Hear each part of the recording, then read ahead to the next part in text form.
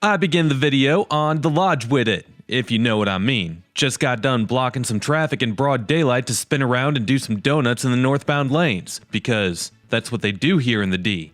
If you didn't know that, you better go ask somebody. Psh, yeah, in all honesty, if you're someone who does that and you think it's cool, you actually look dumb. Oh yeah? Well, I don't care what you or anyone else thinks about me, so it doesn't matter. Well, alright then. Anyway, this is my 7th video of 28 in my Detroit series where I go through the entire city, and in this video, we'll be in Midtown. It's an up-and-coming part of town for sure, as throughout the last 20 years or so, it's been slowly but surely benefiting from the economic developments in nearby downtown. Wayne State University has been a growing school as well, which is where we start the video. Really quick though, as if you enjoyed this video, make sure to drop a like, comment, and subscribe if you haven't already, as doing all of those things helps these videos destroy the evil monster that is the YouTube algorithm. Also make sure to hit that notification bell so that you can be notified every time that I upload a new video.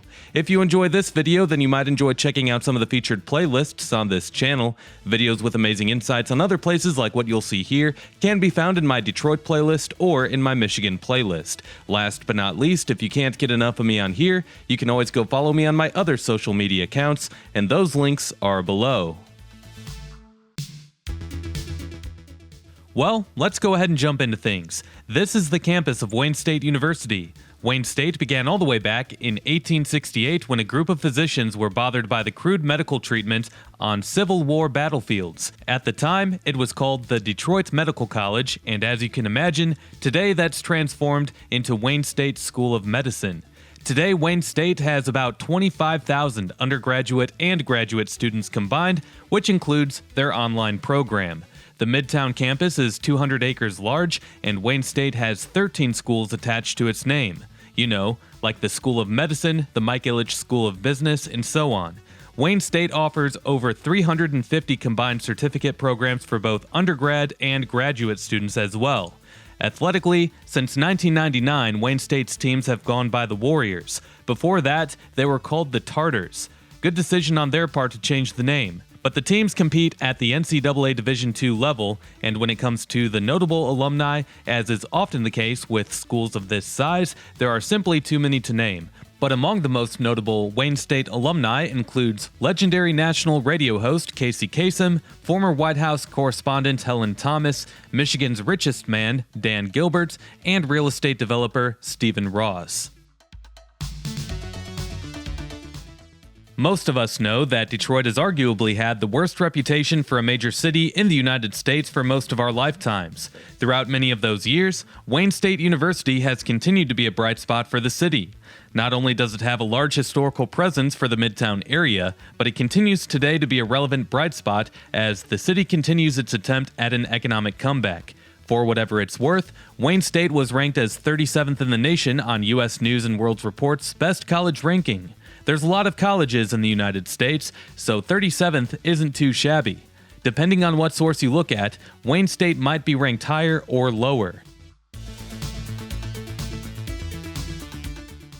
So let's say that you're not from Detroit, and let's say that you've never been here. Let's say that you or your son or daughter gets an acceptance letter from Wayne State, and you're excited about it, but there's one thing that you're nervous about, and that one thing is that Wayne State University is in the city of Detroit, Michigan. I mean, I don't blame you if that does make you nervous, as all the media ever portrays about Detroit includes negative headlines, such as Detroit being the most dangerous city in America, even though Baltimore, St. Louis, and Memphis have all caught up to Detroit in that category. They don't really say that because Detroit is still really easy to pick on. Really, you don't have to worry about much crime if you stay in the Midtown area. Midtown, downtown, Corktown, and other places that surround downtown are all pretty safe compared to the rest of the city, and it's really the neighborhoods that you have to look out for the crime. You could see that while I've been driving by the campus that it's in really good shape, and there are several food options for the students. It's a fairly large campus. Midtown is a fairly large area, especially when you combine it with nearby downtown. You have plenty of entertainment options there, and it's considered to be a safe area in Detroit. Students can feel safe with the extra security presence on Wayne State's campus, and students don't necessarily have to leave campus. They can stay on campus and get everything that they need, but the Midtown area is an okay place to be in Detroit for sure.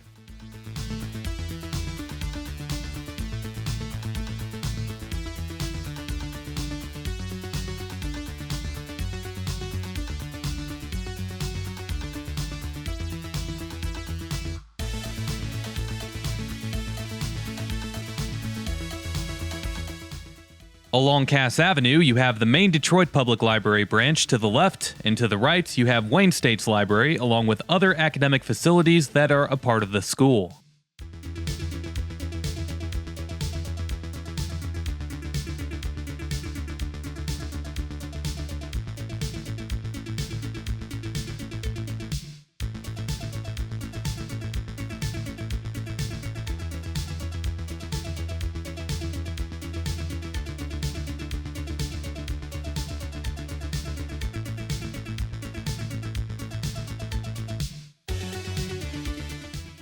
So yes, as you can see, Wayne State University's campus is a nice one, and it's probably not what you would expect if you're not from Detroit or if you've never been here.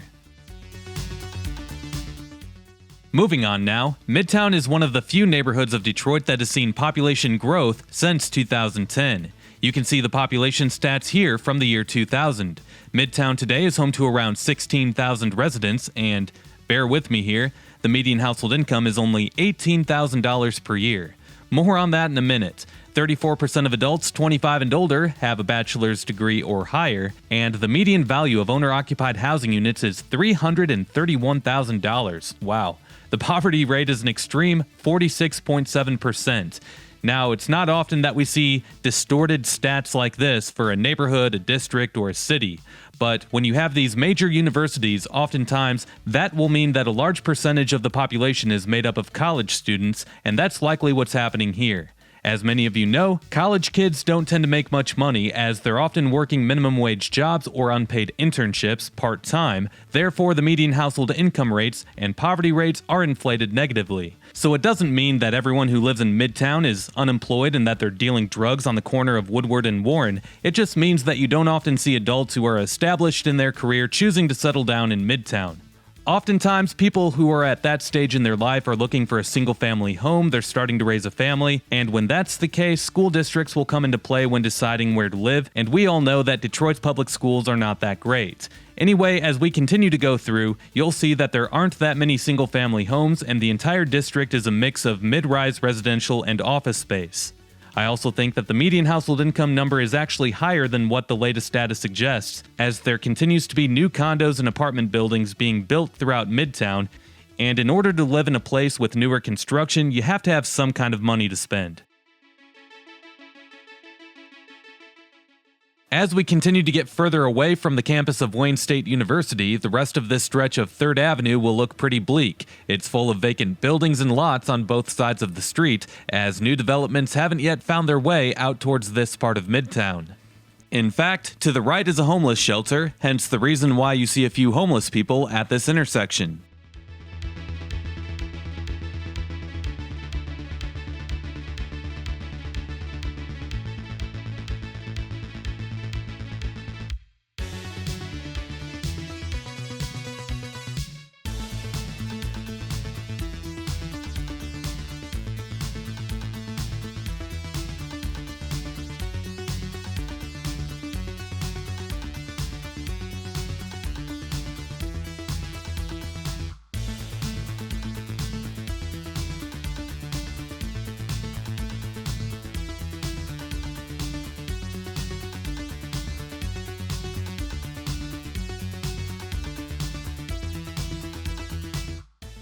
Well, now is as good of a time as any to talk about the District Detroit, or what's supposed to be the District Detroit.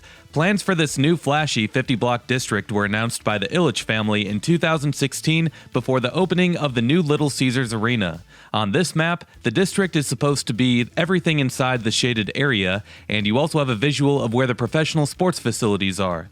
The Ilitch family owns the Detroit Tigers of Major League Baseball and the Detroit Red Wings of the National Hockey League. The new Little Caesars Arena was built by the Ilitch family to mainly be the Red Wings' new arena, with the final price tag being $863 million. Taxpayers paid $324 million, while the Ilitch family covered the rest. Along with all that, during the construction of the arena, the Pistons owner Tom Gores announced that his NBA franchise was going to make Little Caesars their home arena after being located in the suburb of Auburn Hills since the 1980s, and Auburn Hills is about 30 miles north of downtown. Anyway, you can see that both sides of 3rd Avenue and what's supposed to be the District Detroit is full of vacant lots, and this is 5 years after the announcement, people. A lot of the district was supposed to be fully developed at this point. The idea for the District Detroit revolves around having all 4 of Detroit's major professional sports teams located within blocks of one another. I'll show the map again so you can visualize it.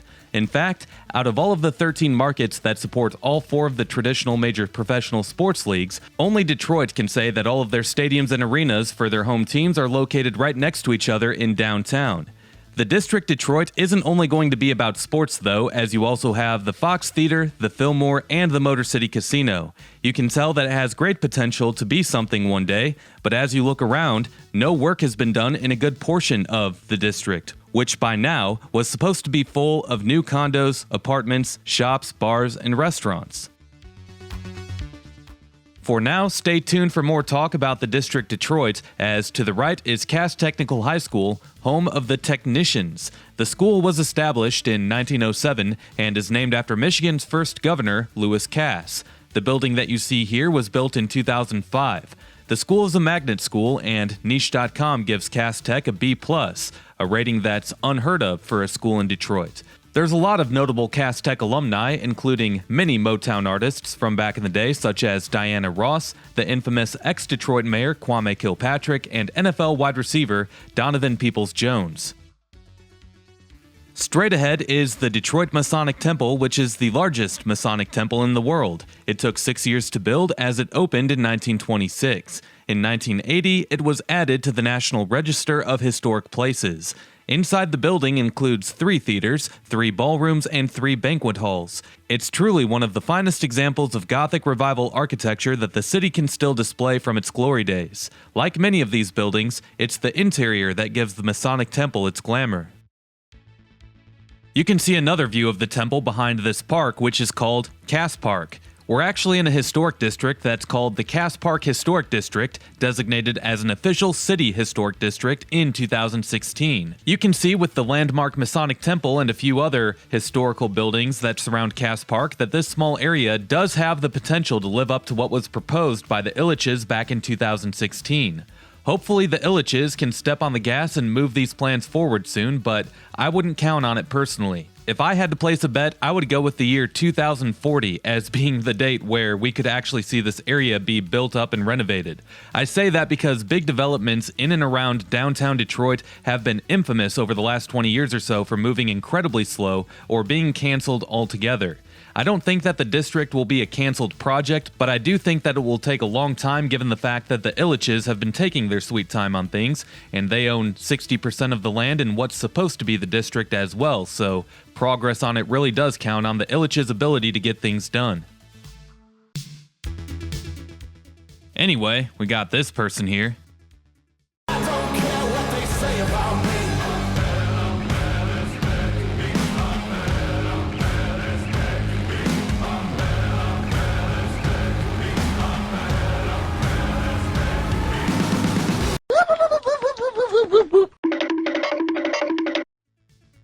Okay, we're still in the area that's supposed to be the District Detroit as we head north on 2nd Avenue, and in the distance you can see the Fisher Building, which is in Detroit's News Center area.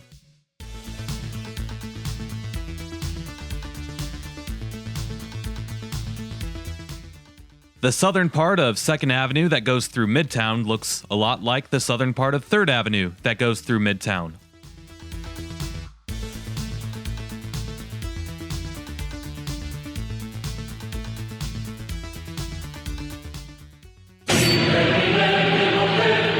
I see that you purposely left out the nice houses off of Canfield Street just so you could talk bad about our city.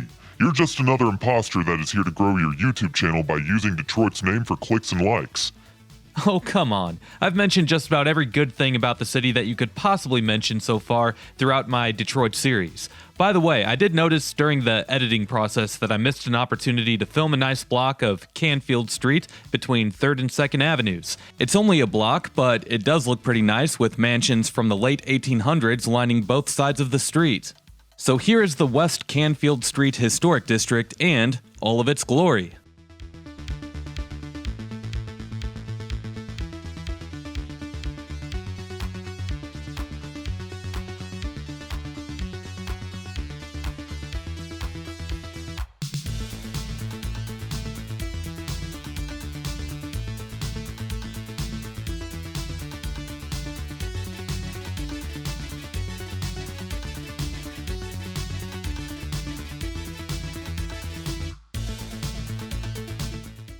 Now, there are certainly other streets that look like this in Detroit that are much longer, and sometimes there's rows of streets that look like this in places such as Indian Village or Boston Edison, so you can expect to see houses like this throughout the city, and usually they do consist of only one or two streets that run for several blocks, but there are definitely spots like this throughout the city that offer a nice collection of homes like what you see here.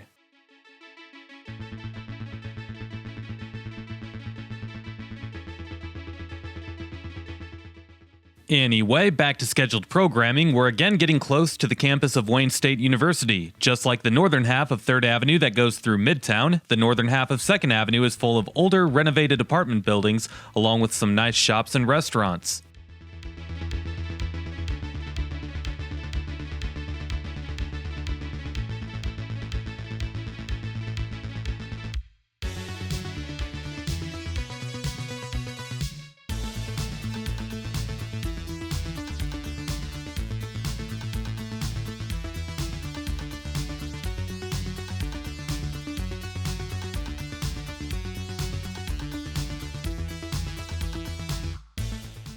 So far in this video, we've been up and down 2nd and 3rd Avenues in the far western portion of Midtown. Now we're about to go along Cass Avenue. You'll see that there's a lot more life on Cass Avenue than there was on 2nd and 3rd Avenues, and that's mostly because it's only a block away from Woodward Avenue, which is where the center is for all of the new activity in Midtown. Sometimes you'll hear locals refer to this area off of Cass Avenue as the Cass Corridor.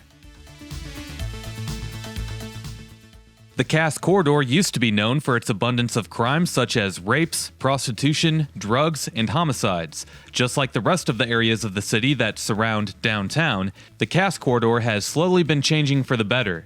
Most of the change has occurred within the last 10 to 20 years, as new storefronts continue to pop up here and there, and renovations continue to be made towards older residential buildings.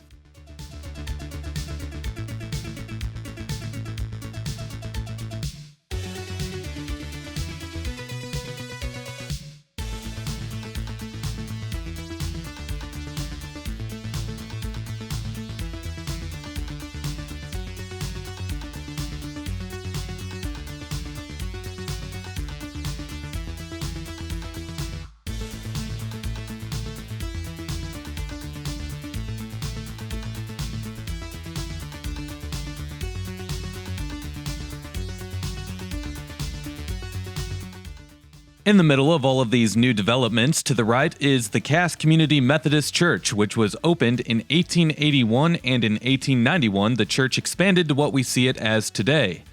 Based on the history that I was able to dig up on this church, it looks like it was built here when this was still farmland.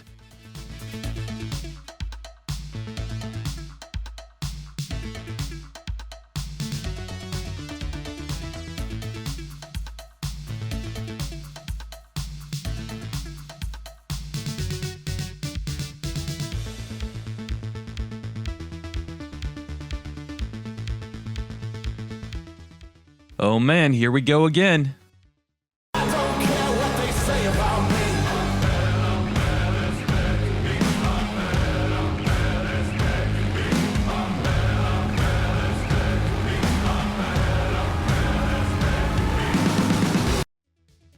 Alright, anyway, Peterborough Street is the street that we just crossed, and you'll start to see some abandoned buildings here and there, like the one ahead on the right, which is the historic Fort Wayne Hotel. Remember that this is all supposed to be a part of the District Detroit, and the Illiches own about 60% of the land in the District Detroit, so once again, a lot of it just depends on them for whenever a lot of this starts to get redeveloped. Along with the historic Fort Wayne Hotel is the old Hotel Eddystone, or the Eddystone Luxury Apartments as they're called today. This building is owned by the Illiches and was recently remodeled and opened. This building was a center point of the controversy surrounding the Illiches for not getting anything done in the District Detroit as they promised. The building was built back in 1924 and was purchased by the Illiches and their real estate company called Olympia back in 2015 when they purchased the land near the new Little Caesars Arena. Part of the city's deal with Olympia upon building the new Little Caesars Arena was to renovate the Eddystone Hotel as it sat directly across the street from the new arena. Olympia and the Ilitches failed to do anything with it by 2018, but as of today the building is renovated, although a lot later than the city would have liked everything to have been done. In 2019, HBO came out with a documentary that investigated the promises that the Ilitches had made to invest in this area of Detroit and to build up the district. At the time of that documentary being released, no construction or even renovations had begun on any residential units that were promised. The Ilitches and Olympia were pretty testy with the media afterwards and wouldn't respond to requests for comments. Instead, Ilitch Holdings put out a statement saying that the documentary chose to focus on the negatives instead of looking at the positives. They also said that it failed to highlight the Ilitch's contributions towards the city's comeback, yet they wouldn't meet with anyone in the media to answer any questions. Shortly after that, though, the Ilitches announced plans to renovate the Eddystone, and now it's renovated. If they didn't, though, the city was going to fine them because they didn't hold up their end of the deal for the new arena construction.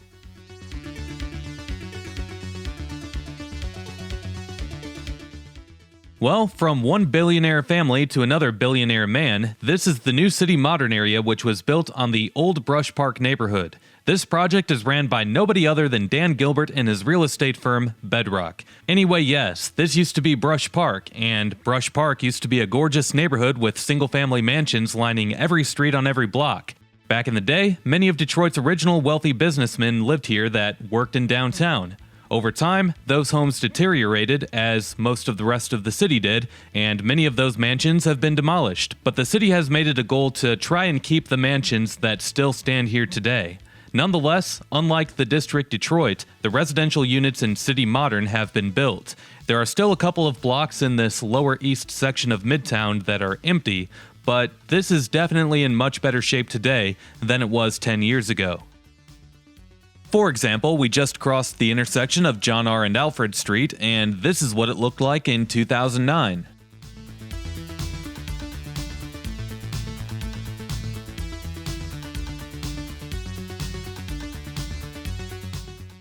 Another thing of note is that if you're a fan of HGTV, the show Rehab Addict has episodes where the star of the show, Nicole Curtis, remodels some mansions within the old Brush Park neighborhood.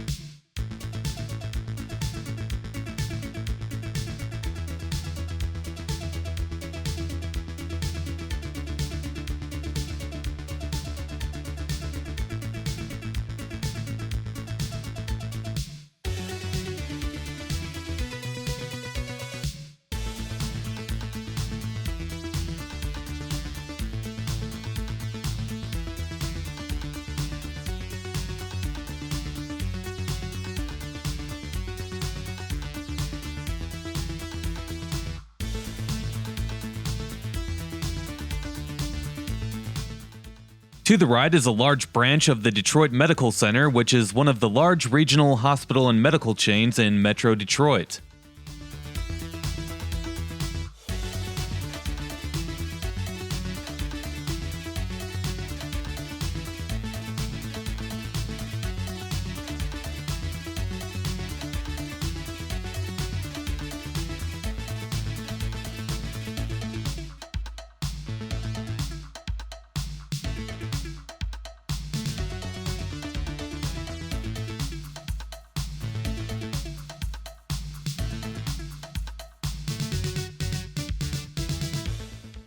And you can see even more new residential construction up here on the left.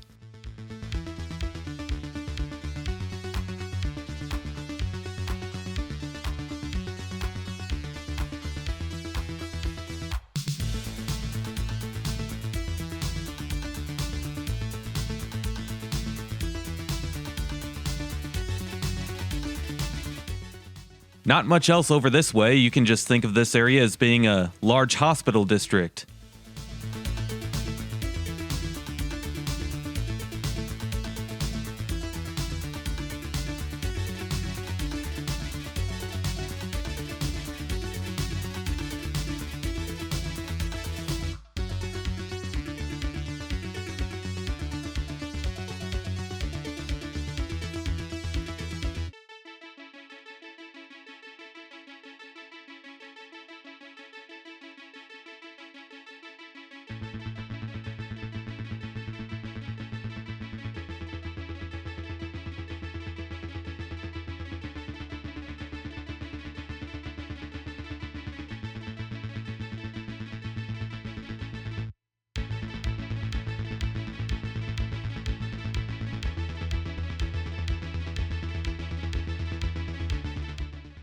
To the right up ahead, you have the Charles H. Wright Museum of African American History. Wright was a local physician who founded the museum back in 1965. With that said, the museum has only been in this spot since 1997. The museum has over 120,000 square feet of space and is the largest African American museum in the world.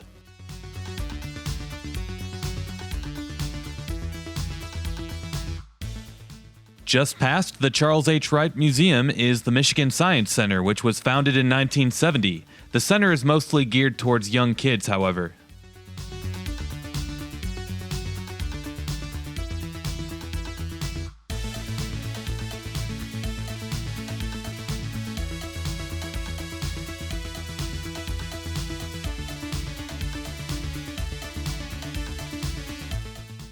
As we've already seen this area by Wayne State University earlier in the video, I skipped the video ahead to where I start heading south on Woodward Avenue for its entirety throughout Midtown. As we start things off on the almighty Woodward Avenue, you'll see quite a few facilities that are a part of Wayne State University throughout the entire stretch. Along Woodward, you'll notice a streetcar line. In 2017, a streetcar line opened up along Woodward in the length of 3.3 miles. It stretches from the end of Woodward near Jefferson Avenue in downtown to the Amtrak station north of Midtown in News Center. You have a lot of things located conveniently right off of Woodward Avenue. Like on the right, you have the Detroit Historical Museum, which was founded back in 1921. It's all a part of what the city wants you to call the Detroit Cultural District. I mean, it kind of makes sense, I guess, as you have quite a few museums. And to the left is the Detroit Institute of Arts, which has more than 65,000 pieces of artwork inside, and that makes it one of the larger art museums in the country.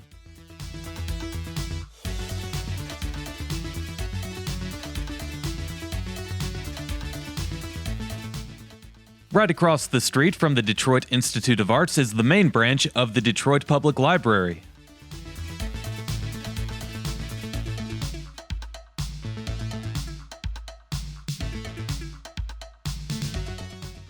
And to the left is the Rackham Educational Memorial Building, which was being leased by Wayne State until just recently, as the University of Michigan currently owns the building and is renovating it.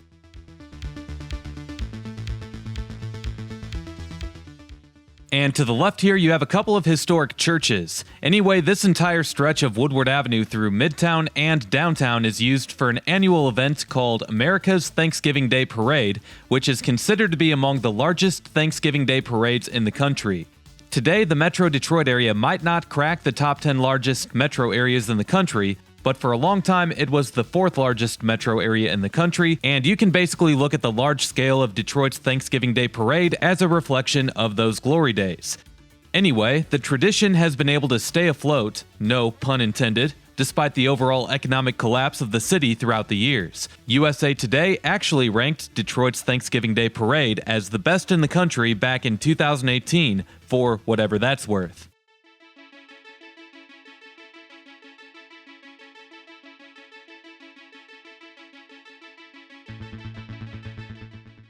We're currently approaching the intersection of Woodward and Mack Avenue, which has been a center point of economic development. There's been several condo buildings and apartment complexes that have been built here over the last 10 years or so, and there's a planned condo and office tower complex in the works, with the tallest building being around 250 feet. That's not super tall, but if the project goes through, it'll end up being the tallest building built in Detroit outside of downtown in decades. Other plans in this area includes a mini Target store that developers say will be finished in a couple of years. Hopefully these developers aren't like the Illiches when it comes to getting things done, and hopefully they come through. Like I said, I believe it when I see it when it comes to announced projects here in Detroit.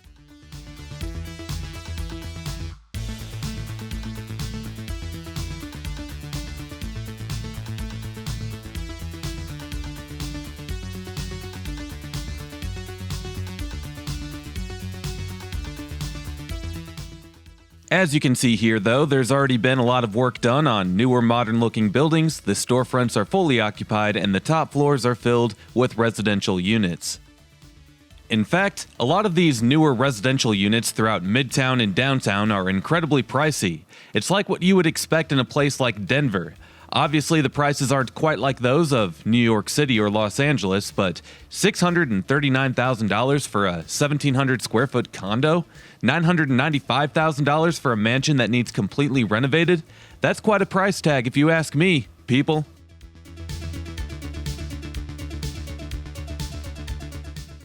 Back along Woodward, you can see some new construction ahead on the right, and the dome on the left is the Bonstell Theater, which opened in 1903. Originally, it was a Jewish temple. In recent years, it's been used by Wayne State University. However, in 2018, the school announced that they were no longer going to use the Bonstell and that they were going to use a different building instead.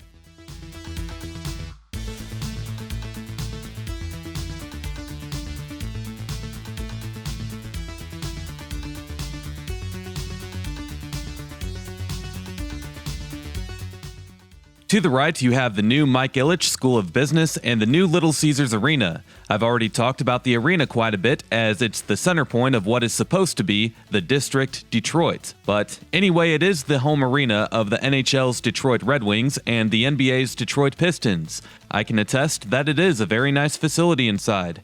Another thing about the arena that I haven't mentioned is that a portion of it is used for Google's Detroit offices. Google has a separate office in nearby Ann Arbor, making it 600 employees in the state of Michigan. Downtown Detroit also has a Microsoft office, as Detroit has low-key started to be known as having a strong tech economy.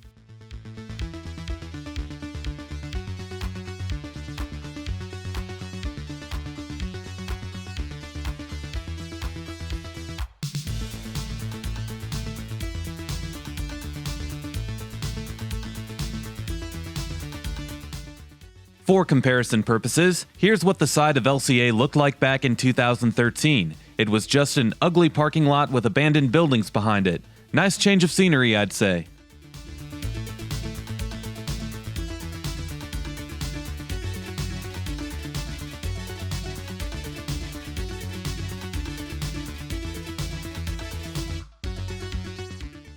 Well, we have one last street that I wanted to go down for this video, and that is Brush Street, so I skipped the video ahead to where I'm at Brush and Mac, and then I head south through the new area that today people call City Modern, back then people called Brush Park.